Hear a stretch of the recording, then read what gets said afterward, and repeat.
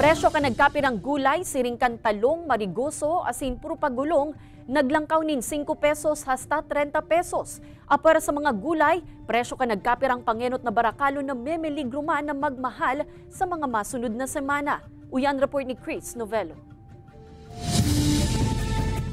Manunutaran ngunyan ang pagmahal kan nagkapirang gulay na napabakal sa Naga City People's Mall. Sigon sa monitoring kan Market Enterprise and Promotions Office asin kan mga paratienda sa merkado, nakakawat ng ngunyan sa 75 pesos per kilo ang presyo kan talong gikan sa 70 pesos per kilo kan nakaaging simana.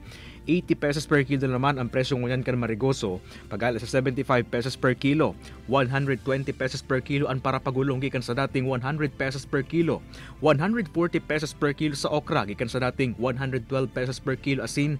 80 pesos per kilo naman sa sitaw na naglangkaw ng 10 pesos per kilo. Siguro di ko ang nagtanam o bad na raot kaya dahil nagbunga.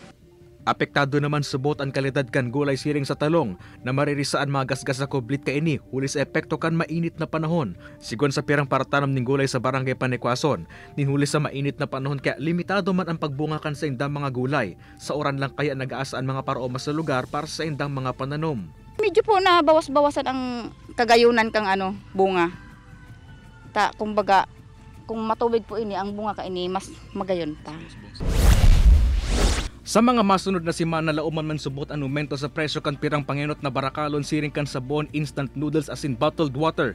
Susog sa DTI maaraman ang price adjustment sa nasabing mga produkto. Si papalos sa suggested retail price bulletin posibleng sa masunod na bulan. Enero kan presenteng taon kan aprobahan kan ahensya ang price adjustment kan sardinas na 2 pesos and 60 centavos hasta 2 pesos and 70 centavos. May dagdagban sa powdered milk asin sabon huli sa kahagadan kan mga manufacturers. Apwera kan price adjustment may pagbawas sa pagsaditman subot sa ibang produkto na inapod kan DTI na shrinkflation. Meron talagang mga pagbabago ng mga prices. Ang iba naman ay hindi nagbago ng prices and we've noticed that manufacturers of these goods, ang ginawa nila ay pinaliitan yung produkto. So we call that one as shrinkflation. Kay Banan si Jovel Obiso, Chris Novello, Balitang Bicolandia.